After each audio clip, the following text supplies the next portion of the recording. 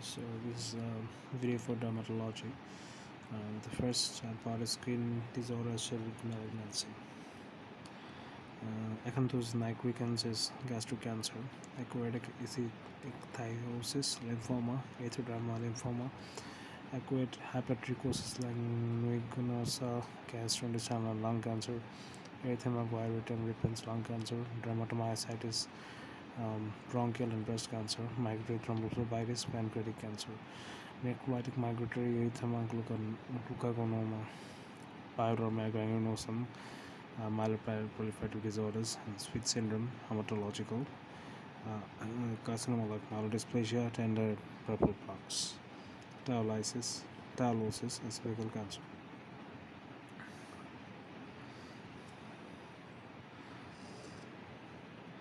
Okay, the skin disorders associated with TB. Lupus vulgaris accounts for 50% of the case. This is basically lupus vulgaris. The most common form of cutaneous TB seen in the Indian subcontinent. It generally occurs in the face and is most common around the nose and the mouth. The initial lesion is an erythematous flat plaque which gradually becomes elevated and may ulcerate later. Associations can also be erythema nodosa, scarring alopecia, scrofuloderma, breakdown of skin overlying a tuberculous focus, varicose-cutis gamma, specifically associated with TB.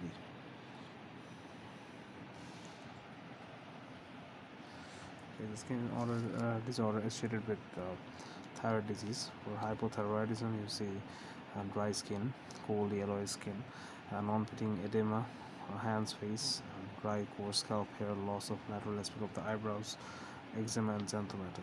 And for hyperthyroidism, pretibial mixed edema is seen, which is basically erythematous, edematous lesions above the lateral malleoli, and thyroid acropathy, clubbing, scalp hair thinning, increased sweating.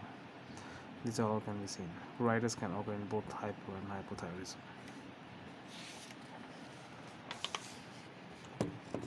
So, coming to us dermatological conditions. First one is alopecia. So, alopecia is a chronic inflammatory dermatological disorder which affects the hair follicles, resulting in loss of hair on the head and sometimes on the body as well. Etiology of alopecia is unknown, but it's considered to be an autoimmune disease which environmental and genetic influence may be divided into scarring alopecia, like destruction of the hair follicle, scarring, and non-scarring, preservation of the hair follicle. So follicle stays or not will determine if it's scarring or non-scarring. So scarring alopecia can be caused by trauma, burns, external stuffs, radiotherapy, lichen planus can cause it. This is called lupus, tinea capitis, TB. And for non-scarring alopecia is male pattern baldness. So follicles are preserved. Drugs like cytotoxic drug, carbimazole, heparin, oral contraceptive pill, colchicine, nutritional deficiency like iron and zinc deficiency, autoimmune alopecia areata, telogen effluvium, hair loss following stressful period like surgery, trichotillomania, hair loss from a patient's repetitive cell pulling of hair. Okay. Scarring would develop in untreated tinea capitis if a current develops. Okay, next is alopecia areata, that is another presumed autoimmune condition causing localized, well demarcated patches of hair loss. So, patch of hair loss. At the edge of the hair loss, there will be small broken exclamation marks hairs. Hairs will regrow in 50% by 1 year and in 80 to 90% eventually. Careful explanation is therefore sufficient in many patients. Other treatment options include topical or interlesional corticosteroid, topical minoxidil phototherapy, diethranol, contact immunotherapy weeks. Okay. So next topic is erythema multiforme. So this is what erythema multiforme looks like. There will be target lesions, typically worse on peripheries like palm and soles. Severe Stevens-Johnson syndrome, blistering and mucosal involvement can also be there. It's basically redness we see, erythema multiforme. So causes can be idiopathic, bacteria like mycoplasma or streptococcus, virus like herpes simplex virus, ORF. Drugs is important. drugs can be penicillin, sulfonamide, carbamazepine, allopurinol, NSAIDs, oral contraceptive pill, nevirapine. Connective tissue diseases like SLE, sarcoidosis, malignancy can occur. Okay, so coming to Sheen lesions, so there can be many different types. The differential diagnosis of Sheen lesions include the following, like erythema nodosum you see in sarcoidosis, pretibial mixed edema you see in hyperthyroidism, pyoderma gangrenosum also is there, necrobiosis lipoidica diabeticorum is also there. These four will be studied in a bit of details like here. Okay, erythema nodosum is basically symmetrical erythematous tender nodules which heal without scarring. So most common causes are these are going to come back. Erythema nodosum you see. Most important causes are streptococcal infections and then sarcoidosis,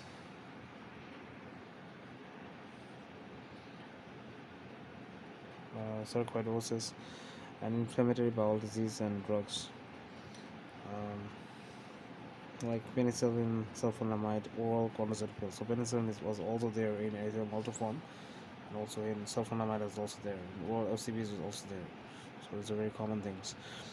Pretibial mixed edema, symmetrical erythematous lesion seen in the Graves' disease, shiny orange pale skin. It's all coming back again. I'll show you pictures.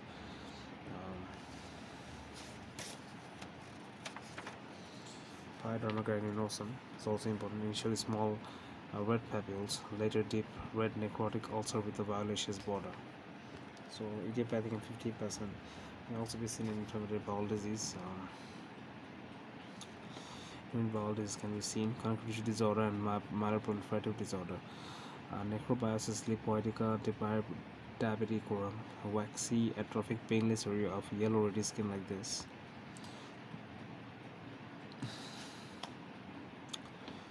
Typical on the sheen of 0.3% of diabetics, often associated with telangiectasia, although asymptomatic, may cause painful ulcerative lesions and rarely can develop squamous cell carcinoma.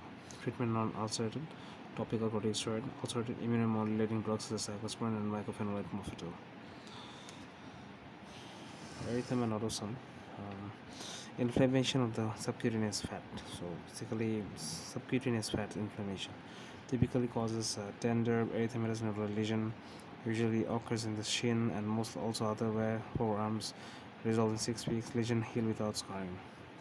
So infection, as we said before, streptococci, TB, brucellosis, systemitis like sarcoidosis, IBD, PSH, malignancy, lymphoma, drugs like penicillin, sulfonamide, OCP.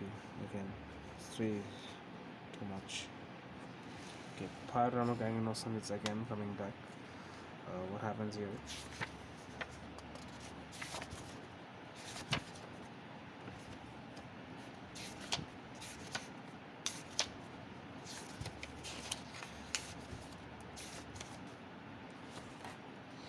Okay, so pyoderma gangrenosum typically on the lower limbs. So initially small red papule, this is like too big. Later deep red necrotic ulcer, this one with violaceous border. May be accompanied by systemic symptoms like fever and myalgia. Pyoderma gangrenosum, idiopathic in 50%, ulcerative colitis or Crohn's, rheumatic arthritis, SLE, myeloproliferative disorder, lymphoma, myeloid leukemia, monoclonal gammopathy, PBC. Management, potential for rapid progression is high in most patients, and while topical and lesional steroids have a role in the management, most doctors advocate oral steroids as first line. And other immunosuppressive therapy, for example, cyclosporin and infliximab, have a role in the difficulties. So while pyoderma gangrenosum can occur in gravis mellitus, it's rare and it's generally not included in the differential poison cause. Next is seborrheic dermatitis.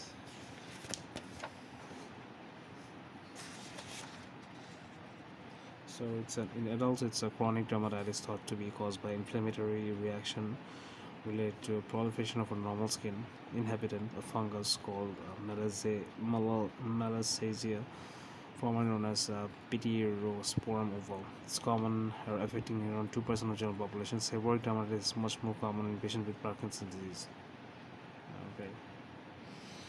Features can be eczematous lesion on the sebum bridge area, scalp, may cause dandruff, and periorbital, auricular, and nasolabial folds. Otitis externa and blepharitis may also develop associated with HIV, Parkinson's. Okay, scalp management can be ketoconazole shampoo, over-the-counter preparation, hair coloring, zinc pyrithione, and topical corticosteroid can also be useful. Topical antifungal like ketoconazole, topical steroid for short periods. Consider systemic itraconazole for extensive or reluctant symptoms. Consider HIV in severe symptoms. Okay. For venous ulceration seen above the medial malleolus. Okay, and investigation can be ankle brachial pressure index (ABPI). It's very important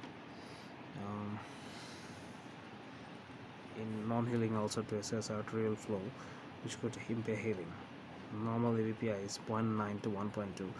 If less than 0.9 indicates arterial disease. Interestingly, more than 1.3 may also indicate arterial disease in the form of false negative results secondary to arterial calcification and diabetics. Now, management can be strict bed rest and elevation of leg, compression bandage, and usually 4-layer medication. Oral pentoxifylline, a peripheral vasodilator, improves healing rate as per. Okay, malignant melanoma. The invasion depth of a tumor, burst slow depth, I think, is the single most important factor in determining prognosis of patients with malignant melanoma. So, less than 1 millimeter is very good, 95 to 100%, approximate 5-year survival. 1 to 2 is 80 to 95, 2.1 to 4, 60 to 75, and more than 4 millimeters, 50%. Okay, so you have to remember this. Questions come from here. Very many questions come from here. Okay, next is impetigo. It's a highly contagious superficial infection caused by Staphylococcus aureus, Streptococcus pyogenes, or both. Infection is usually primary, but may also complicate other skin diseases such as scabies or eczema. Limited localized disease. There's evidence that topical antibiotics may be slightly more effective than oral antibiotics for patients with limited non-bullous impetigo. Topical mupirocin or fusidic acid are very effective treatment. Okay. Mrcp is not susceptible to fusidic acid. Mupirocin should be used.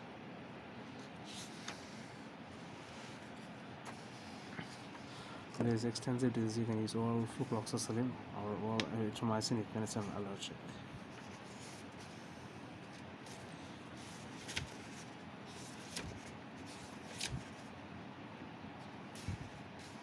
Okay, next is erythema apigne. So it's a skin disorder caused by overexposure to infrared radiation. Characteristic features includes erythematous patches with hyperpigmentation and telangiectasia. A typical history would be an elderly woman who always sits next to a heating source or open fire oven or heaters, or uses warm bags or eggs. The picture is here, it's very clear. And for the use warm bags or eggs like the picture here. Surgical scar would be related to pain or adhesions causing pain. If the cause is not treated, then patients may go on to develop squamous cell cancer. Actinic keratosis or solar keratosis is a common pre-malignant skin lesion that develops as a consequence of chronic sun exposure. Actinic keratosis, chronic sun exposure. Okay, so what are the features you see here? Small, crusty, or scaly lesions, maybe pink, red, or brown, or the same color as the skin. Typically on sun exposure areas like temples of the head. Multiple lesions may be present. Prevention of further risk: sun avoidance, sun cream, topical imiquimod, fluorouracil cream, typical 2 to 3 week course. Skin will become red and inflamed. Sometimes topical hydrocortisone is given following fluorouracil to help settle this. And topical diclofenac for mild actinic keratosis, moderate efficacy but much fewer side effects. Cryotherapy, curettage, and excision is also there. Skin and diabetes mellitus, another very important topic. While pyoderma gangrenosum can occur in diabetes mellitus, it's rare and it's often not included in differential or potential cause. So what we can see in a patient with diabetes mellitus: necrobiosis lipoidica, shiny painless area of yellow or red brown skin, typically on the shin, often associated with surrounding telangiectasia. So necrobius is lipoidica. So it looks something like this. And okay, so infection can also be seen like candidiasis or staphylococcal infection, and neuropathic also vitiligo, lipoatrophy, granuloma annular, papillary lesion that are often slightly hyperpigmented and depressed centrally. So another topic, important one, is lichen planus and lichen sclerosis. So in lichen planus, what do you see? Lichen planus is a skin disorder of unknown etiology, most probably being immune mediated. So it's immune mediated. I just wrote here whiteless planus. I don't know why. Let's see. Both inflammatory skin conditions, it's immune mediated, itchy papillary rash, most common on the palms, soles, genitalia, and flexor surface of the arms. A rash often polygonal in shape, and white lace pattern on the surface. Wickham's stria, it's called white lace pattern. Common phenomena seen: mucous membrane involvement is there, nail thinning of nail plate, longitudinal ridging. So lichenoid drug eruptions causes can be gold, quinine, and thiazides. So it's a picture of lichen planus and buccal mucosa. Okay, so lichen sclerosis was previously termed lichen sclerosis atrophicus. It's an inflammatory condition which usually affects the genitalia and is more common in elderly females. So lichen sclerosis leads to atrophy of the epidermis with white plaques forming. Epidermis atrophy and white plaques. Usually happens in the genitalia in elderly female. Each is prominent. Biopsy is often performed to explore other diagnosis. Topical steroids and emollients can be given. Increased risk of vulvar cancer. So it's a picture. I have very white coloring of the vulva. Okay, so some mnemonics here. Lichen planus, P for purple, pruritic, papillary, polygonal rash on flexor surface, and Wickham's stria surface. All involvement common. Sclerosis, itchy, white spots, the vulva of elderly woman. So women's sclerosis. This is lichen sclerosis. And scabies. Okay. Important. Scabies is caused by the mite Mrcp scabi and is spread by prolonged skin contact. It typically affects children and young adults. The scabies mite burrows into the skin, laying its eggs in the stratum corneum. Okay. The intense pruritus associated with scabies is due to a delayed type 4 hypersensitivity reaction to mite eggs, and which occurs about 30 days after the initial infection. So will be widespread pruritus and linear burrows on the side of the fingers, interdigital webs, and flexor part of the wrist. Infants, the face and scalp may also be affected. Secondary features are seen due to scratching or excoriation infection. Management will be permethrin, 5% is the first line, and malathion, 0.5% second line. Give appropriate guidance on usage. Pruritus persists for up to 4 to 6 weeks post eradication. It stays for a long time. And patient guidance on treatment. Avoid close physical contact with others until treatment is complete. All household and close physical contact should be treated at the same time, even if asymptomatic. Launder, iron, or tumble dry clothing, bedding, towels on the first day of treatment to kill off mites. The BNF advises to apply the insecticide to all areas, including the face and scalp. Contrary to the manufacturer's recommendation, patients should be given the following instructions: apply the insecticide cream or liquid to cold, dry skin. Pay close attention to areas between the fingers and toes, under nails. Armpit area, creases of the skin, such as the wrist and elbow, allow to dry and leave on the skin for 8 to 12 hours for permethrin, and for 24 hours for malathion before washing it off. Reapply if insecticide is removed during the treatment period. If wash hands, change nappy. Repeat treatment of 7 days later. Okay. Psoriasis, very important as well. one of the most important for dermatology maybe. Okay, so it can be divided into two parts.